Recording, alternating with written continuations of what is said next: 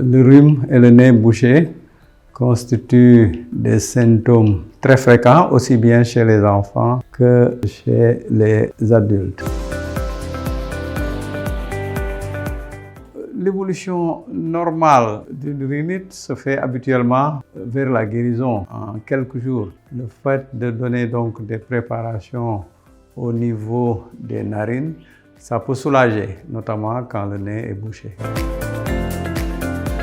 Dans la majorité des cas, c'est lié à des virus. Le rhume et le nez bouché aussi peut être lié à des manifestations d'ordre allergique. Si c'est de l'allergie, il y a des produits qu'on peut donner et qui peuvent soulager.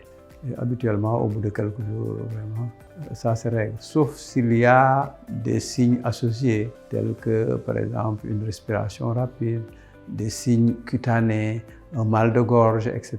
Dans ces cas, il vaut mieux consulter. Si la fièvre est très élevée, il vaut mieux consulter aussi.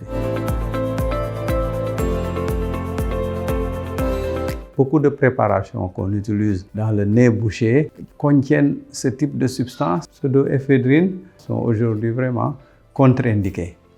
Je pense que c'est important que les personnes qui achètent les médicaments se renseignent auprès des pharmaciens.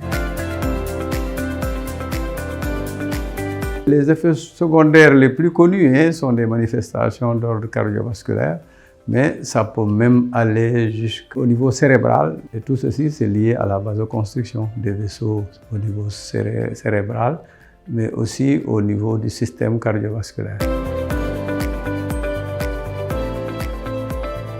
Le seul grand conseil, c'est d'éviter les médicaments à base de vasoconstricteurs. Mais quand vous avez un certain nombre de signes, il faut consulter. Il ne faut pas rester à la maison quand vous avez une fièvre à 39, quand vous avez un nez bouché avec des difficultés respiratoires, une toux qui a tendance à persister depuis plusieurs jours, etc., des maux de gorge, etc.